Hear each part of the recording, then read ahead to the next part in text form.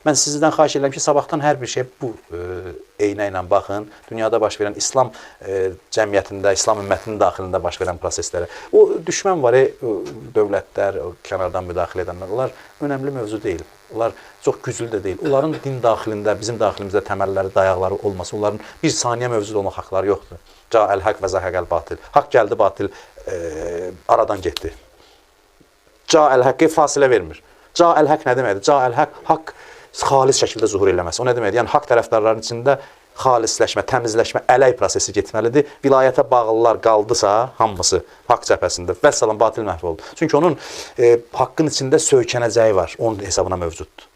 Bugün haqqın daxilində olan, vilayətə özünü mənsub bilən, amma vilayətə bağlı olmayanlar, onların əli ilə onlar mövcudluğunu saxlayırlar. Onların mövcudluğu mümkünsüz bir şeydir. Bu, Quran məntiqidir. Yəni, onlar bu olmazsa, ona görə proseslərin həmişə deyirəm, epicentri dini camiyyədir, vilayətə bağlıların camiyyəsidir. Həmişə diqqətiniz bunda olsun ki, hər şey burada həll olacaq. Bütün bəşəriyyətin tarixi bunun daxilində həll olacaq. Burada baş verən, burada xalisləşmə gedəcək. O bütün düşmən bir söz nə üçün Allah onu saxlayıb, Allahın əlində onu aradan aparmaq. Əslində, bu prosesə təkan vermək üçün, bu saflaşma prosesində o rol oynayır, o ikinci dərəcəlidir. Nə boyda qüdrətli dövrlər təsəvvür edirsiniz, eləyin. Onlar hamısı hörümçək toru deyir Quran onlara. Bu mübaliğə deyil. Yəni, bu hörümçək toru ona görə ki, onun heç bir qüdrəti, o mövcudluğunu saxlayır haqq cəbhəsində olan zəiflərin hesabına ki, bu ələnmə prosesi baş verəcək və tarixin də aparıcı xətti istiqaməti budur və heç bir zamanda da təəssüflər olsun ki, vilayət lazımı səviyyədə tanınmayıb. Peyğəmbər özü çox qərib olub insanlar içində.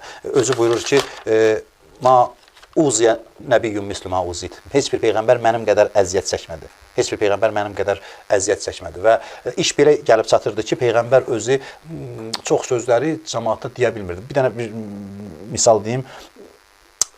Misaldan qabaq bunu deyim ki, ümumiyyətlə, Peyğəmbərin bir sıra sözlər ki, əmrlər vardı, onları deməliydi. Deyə bilmirdi. Nə üçün deyə bilmirdi? Ona görə deyə bilmirdi ki, cəmiyyət onu qəbul eləməyəcək. Ona görə deyə bilmirdi. Qorxurdu. Qorxurdu ki, təməlləri sarsılar cəmiyyət. Təməlləri qorxurdu sarsılar. Həzm edə bilmirdi cəmiyyət. Mən kuntu mövla fəhazə aliyyum mövla. Bunu deyənə qədər Peyğəmbər o qədər tərəddüd elədi. O qədər tərəddüd elədi ki, Allah ayə nazil elədi ki, bəlliğ mə unzilə iləykə min Rabbik. Maraqlısı bir söz nədədir? Maraqlısı budur ki, bu ayə Qurana daxil oldu. Buna əmr gələ bilərdi. Cəbrail nazil ola bilər ki, Peyğəmbər bunu denən, bunu bəyan eləmək istəyir Peyğəmbərin vəziyyətini. Ki, bu ayə olsun Quranda. Bəlliğ mə unzilə iləykə min Rabbik və inləm təfəl fəmə bəlləxtə risalətəhu. Bunu etməsən, Peyğəmbərlik işini yerinə yetirməmsən. Və dalıca ayəyə bax, vallah yəsimukə minən nas. Allah səni qoruyacaq.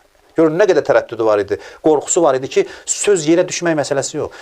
Ondan çəkinirdi ki, etiraz bu hətta çatsın ki, qurduğu bina məhv olsun, qurduğu bina tamamilə aradan getsin.